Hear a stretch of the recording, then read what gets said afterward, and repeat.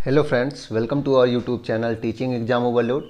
दोस्तों, आज के सेशन के अंतर्गत आपकी जो सीटेट जुलाई 2024 की क्लासेस लगातार अच्छे ढंग से चल रही हैं, उसमें आज हमारी नेक्स्ट क्लास है, जिसमें आज हम पेपर 2 के अंतर्गत एनसीईआरटी हिस्ट्री की नेक्स्ट क्लास लेंगे। जिसमें आज हम एनसीईआरटी हिस्ट्री में क्लास 6 के चैप्टर नंबर 5 को पढ़ेंगे, जिसका नाम है राजा, राज्य और एक प्राचीन गणराज।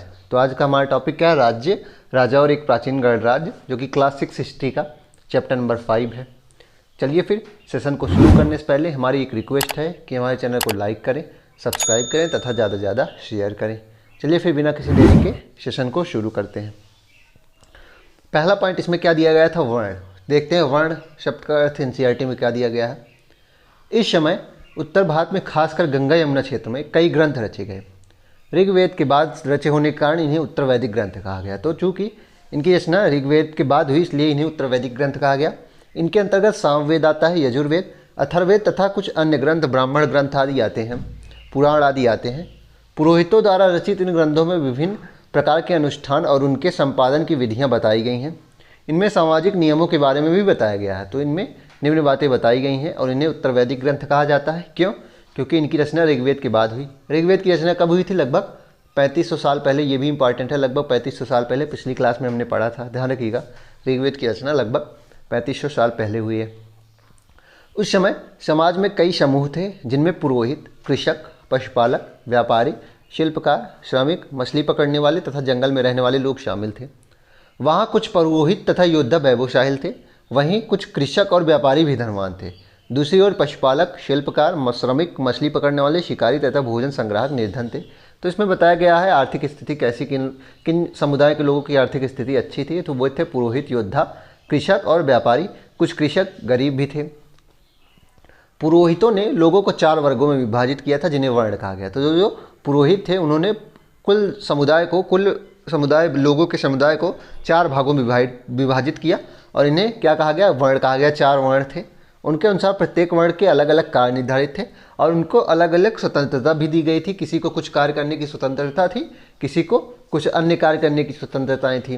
पहला वर्ण जो था वो था ब्राह्मण। पहला वर्ण क्या था? ब्राह्मण था। इनका काम क्या था? वेदों का अध्ययन, अध्यापन और यज्ञ कराना, जिनके लिए उन्हें उपहार मिलता था। दूसरा स्थान शासकों का होता था। दूसरा स्थान किसका होता था? शासकों का होता था, जिन्हें क्षत्रिय कहा गया। ध्यान रखिएगा, पहला ब्राह्मण अर्थात पुरोहितों का था, जिनका काम वेदों का अध्ययन करना, अध्यापन करना और यज्ञ कराना था और इनके लिए उपहार मिलता था। दूसरा स्थान शासकों का था, जिन्हें क्षत्रिय कहा गया। इनका काम क्या होता था? इनका काम युद्ध करना होता था और लोगों की रक्षा करना होता था। तीसरे स्थान पर विश्व या वैश्य आते थे। इनमें कृषक, पशुपालक और व्यापारी आते थे। क्षत्रिय और वैश्य दोनों को ही यज्ञ करने का अधिकार प्राप्त था। यहाँ यज्ञ कर लीजिएगा, क्षत्रिय और वैश्य दोनों को ही यज्ञ करने का अधिकार प्राप्त था। वर्णों में अंतिम स्थान शूद्रों का था। इनका काम अन्य तीनों वर्णों की सेवा करना था। ध्यान रखिएगा, वर्णों में अंतिम स्थान शूद्रों का था। इनका काम अन्य 3 वर्णों की सेवा करना था। इन्हें कोई अनुष्ठान करने का अधिकार नहीं था। इन्हें वेदों को पढ़ने का भी अधिकार नहीं था। प्रायः औरतों को भी शूद्र माना जाता था। ध्यान रखिएगा, ये औरतों की गिरी हुई स्थिति दर्शाता है कि औरतों को भी शूद्र ही माना जाता था। महिलाओं तथा शूद्र को वेदों के अध्ययन का भी अधिकार नहीं था। तो जो मैं बताया, महिलाओं को भी वेदों का अध्ययन का अधिकार नहीं था, जबकि ऋग्वेद के काल में, पूर्व वैदिक काल में ऐसा कुछ नहीं था। पूर्व वैदिक काल में महिलाओं को अच्छा अधिकार प्राप्त हुए थे, स्वतंत्रता थी। लेकिन जैसे जैसे समय बीता, उत्तर वैदिक काल में महिलाओं की स्थिति बहुत बुरी हो गई। पुरोहितों के अनुसार सभी वर्णों का निर्धारण जन्म के आधार पर होता था। उदाहरण के तौर पर ब्राह्मण माता पिता की संतान ब्राह्मण ही होती थी। बाद में कुछ लोगों को अछूत माना गया। ध्यान रखिएगा, पहले क्या था? ऋग्वैदिक काल में, पूर्व ऋग्वैदिक काल में क्या था कि जो वर्ण का विभाजन था वो कर्म के आधार पे था। लेकिन बाद में ये क्या हो गया? जन्म के आनुवांशिक हो गया। मतलब ब्राह्मण का बेटा ब्राह्मण ही पैदा होने लगा, ऐसा माना जाने लगा। अछूत में कुछ शिल्पकार, शिकारी तथा भोजन संग्राहक शामिल थे। साथ ही इनमें वे लोग भी जाते थे जो शवों को दफनाने या जलाने का काम करते थे। तो अछूत में निम्न लोग आते थे। इन लोगों से संपर्क को अपवित्र माना जाता था। कई लोगों ने ब्राह्मणों द्वारा बनाई गई इस वर्ण व्यवस्था को स्वीकार नहीं किया। तो कई लोग थे जिन्होंने इस व्यवस्था को स्वीकार नहीं किया। कुछ राजा स्वयं को पुरोहित से श्रेष्ठ मानते थे। कुछ लोग जन्म के आधार पर वर्ण निर्धारण सही नहीं मानते थे। तो बताया गया है कि इस समय भी कुछ लोगों को विवाद था, कुछ लोग ये नियमों को पालन नहीं करते थे। इसके अतिरिक्त कुछ लोग व्यवसाय के आधार पर लोगों के बीच भेदभाव उचित नहीं समझते थे। तो कुछ लोग ऐसा भी मानते थे कि व्यवसाय के आधार पर लोगों के बीच भेदभाव नहीं करना चाहिए, जबकि कुछ लोग चाहते थे कि अनुष्ठान संपन्न करने का अधिकार सबका हो। कई लोगों ने इसकी आलोचना भी की। इस उपमहाद्वीप के पूर्वोत्तर क्षेत्र जैसे कई इलाकों में सामाजिक आर्थिक असमानता बहुत कम थी। यहाँ पुरोहितों का प्रभाव भी बहुत सीमित था। तो किस क्षेत्र में पूछा जाएगा, अगर पूछा जाता है सीटेट में कि किस क्षेत्र में, उत्तर वैदिक काल में किस क्षेत्र में जो सामाजिक स्थिति थी उसमें भेदभाव बहुत कम था, तो वो पूर्वोत्तर क्षेत्र, हमारा जो नॉर्थ ईस्ट स्टेट्स हैं उसमें जो था पुरोहितों का प्रभाव बहुत कम था और सामाजिक और आर्थिक असमानताएँ बहुत कम थी। अब हम देखते हैं जनपद क्या थे। महायज्ञों को करने वाले राजा अब जन राजा ना होकर जनपदों के राजा माने जाने लगे। जनपद का शाब्दिक अर्थ था जन के बसने की जगह। तो जनपद का शाब्दिक अर्थ क्या है, जन के बसने की जगह। और जो महायज्ञ करने वाले राजा थे वो अब जन के राजा नहीं, जनपद के राजा माने जाने लगे। पुरातत्वविदों ने इन जनपदों की कई बस्तियों की खुदाई की है। दिल्ली में पुराना किला, उत्तर प्रदेश में मेरठ के पास हस्तिनापुर और एटा के पास अतरंजी खेड़ा इनमें से प्रमुख है। तो ये कुछ जनपद की बस्तियाँ मिली हैं। खुदाई से पता चला है कि लोग झोपड़ियों में रहते थे और मवेशियों तथा अन्य जानवरों को पालते थे। वे चावल, गेहूं, धान, जौ, दाल, गन्ना, तिल तथा सरसों जैसी फसलें उगाते थे। तो इसमें बताया गया है कि खुदाई से क्या क्या चीज़ें हमें पता चली हैं जनपदों की बस्तियों के बारे में। लोग मिट्टी के बर्तन भी बनाते थे। इनमें कुछ धूसर और कुछ लाल रंग के होते थे। इन पुरास्थलों में कुछ विशेष प्रकार के बर्तन मिले हैं जिन्हें चित्रित धूसर पात्र कहा गया है। जैसा कि इनके नाम से ही स्पष्ट होता है, इन बर्तनों पर चित्रकारी की गई है। ये आमतौर पर सरल रेखाओं तथा ज्यामित आकृति के रूप में है। आगे देखते हैं महाजनपद। अब देखते हैं महाजनपद, बहुत इंपॉर्टेंट पॉइंट है। अब इसमें देखते हैं, इसलिए इसको हाईलाइट किया गया है। करीब 2500 साल पहले, पहली बात तो ये टाइम ही याद कर लीजिएगा, करीब 2500 साल पहले कुछ जनपद अधिक महत्वपूर्ण हो गए, इन्हें महाजनपद कहा जाने लगा। तो उस समय इनकी अगर मैं संख्या बताऊं तो 16 महाजनपद हो गए थे, बहुत इंपॉर्टेंट, मतलब 16 जनपद ऐसे थे जो बहुत इंपॉर्टेंट हो गए, इसलिए इन्हें महाजनपद कहा जाने लगा करीब 2500 साल पहले। मानचित्र 4 में कुछ महाजनपदों को दिखाया गया है। अधिकतर महाजनपदों की एक राजधानी होती थी। तो अधिकतर महाजनपदों की एक राजधानी होती थी।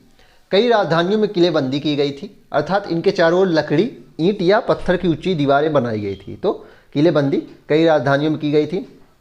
ऐसा लगता है कि लोगों ने अन्य राजाओं के आक्रमण से डरकर अपनी सुरक्षा के लिए इन किलों का निर्माण किया था।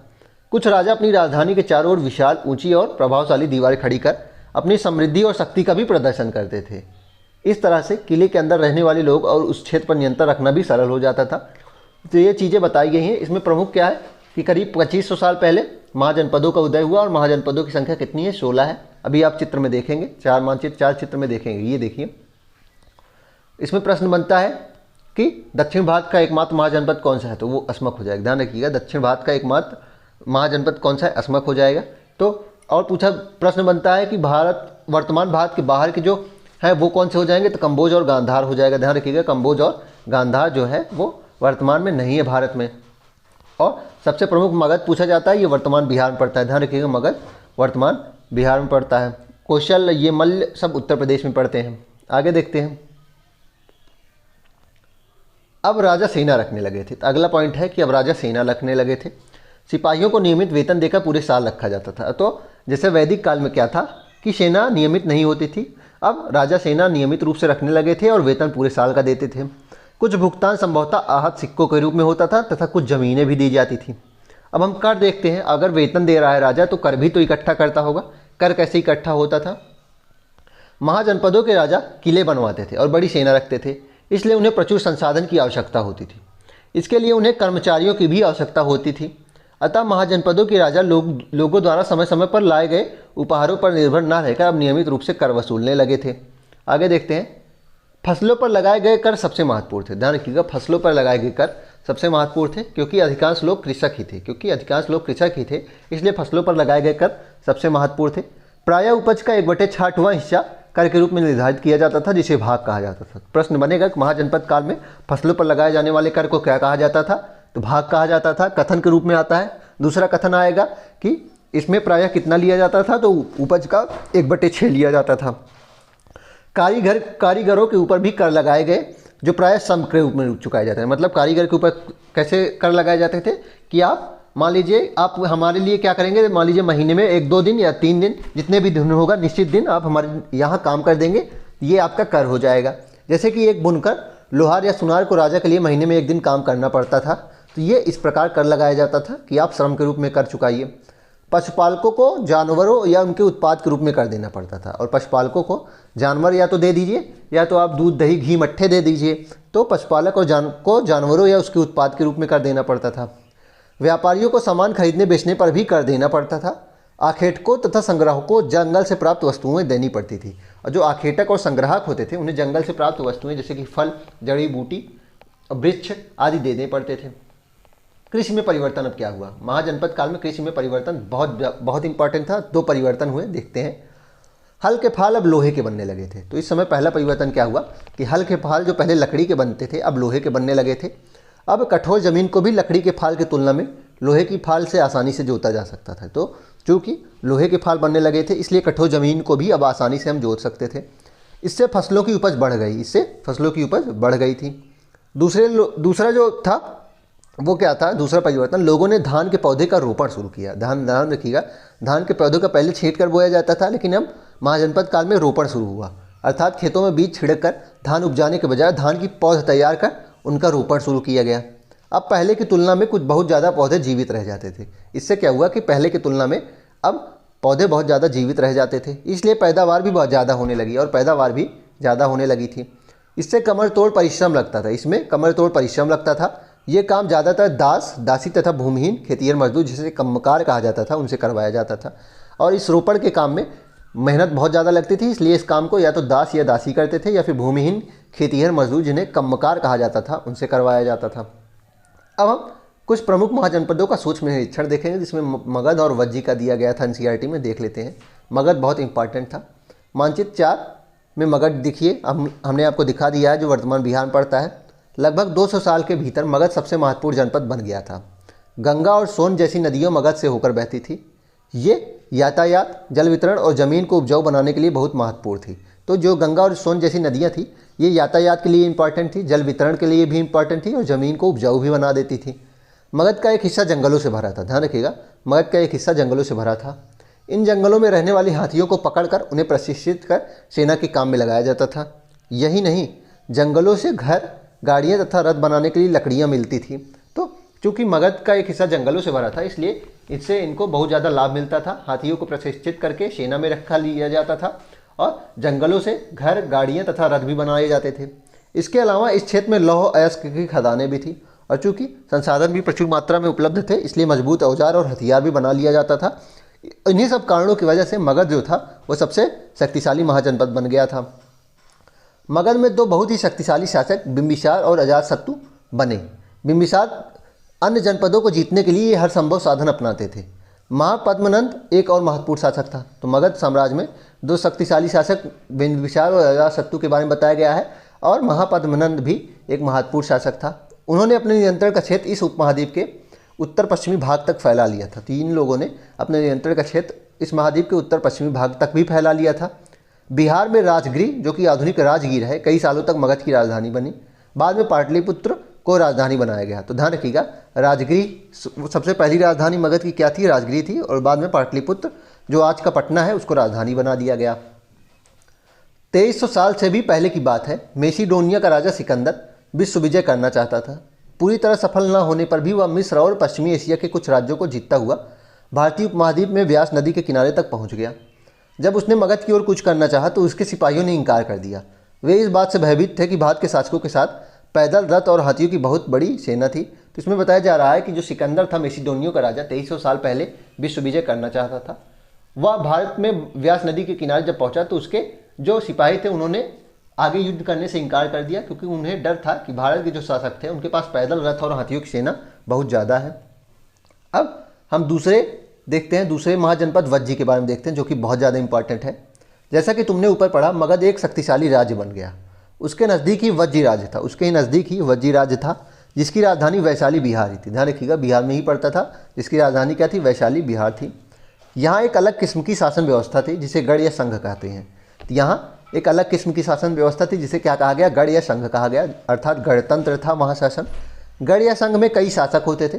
कभी कभी लोग एक साथ शासन करते थे, कभी कभी कई लोग एक साथ शासन करते थे, जिसमें से प्रत्येक व्यक्ति राजा कहलाता था। तो इसमें क्या होता था कि कई शासक एक साथ शासन करते थे और सबका मत जो लिया जाता था, जिसमें सर्वसम्मत होती थी, वही बात मानी जाती थी। जैसे कि आज का जो गणतंत्र है हमारा देश, उस प्रकार था उस समय।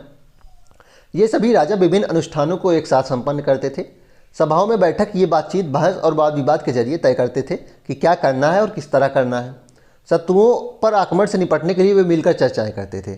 स्त्रियां, दास तथा कर्मकार इन सभाओं में हिस्सा नहीं लेती थी। ये पॉइंट बहुत इंपॉर्टेंट है, क्योंकि ये पॉइंट पूछा गया है कि जो वज्र संघ था उसमें कौन कौन भाग नहीं लेता था। तो स्त्रियां भाग नहीं लेती थी, दास भाग नहीं लेते थे, और जो भूमिहीन खेतिहर मजदूर अर्थात कम्मकार हैं वे भाग नहीं लेते थे। ध्यान रखिए, कम्मकार भी पूछ सकता है, तो भूमिहीन खेतिहर मजदूर को कम्मकार कहा जाता है। और स्त्रियां, दास और कम्मकार वज्र संघ में सभाएं में हिस्सा नहीं लेती थी। वज्र संघ का यह वर्णन दीर्घ निकाय से लिया गया है। दीर्घ निकाय क्या है? एक प्रसिद्ध बौद्ध ग्रंथ है जिसमें बुद्ध के कई व्याख्यान दिए गए हैं। इन्हें करीब 2300 साल पहले लिखा गया था। प्रश्न बन सकता है दीर्घ निकाय क्या है? तो एक प्रसिद्ध बौद्ध ग्रंथ है जिसमें बुद्ध की व्याख्यान दिया गया है। बुद्ध ने जो जो चीज़ें बताई हैं उसका व्याख्यान दिया गया है। ध्यान रखिएगा, दीर्घ निकाय एक प्रसिद्ध बौद्ध ग्रंथ है। अजातशत्रु और वज्र के बारे में देख लेते हैं। अजातशत्रु और वज्र संघ।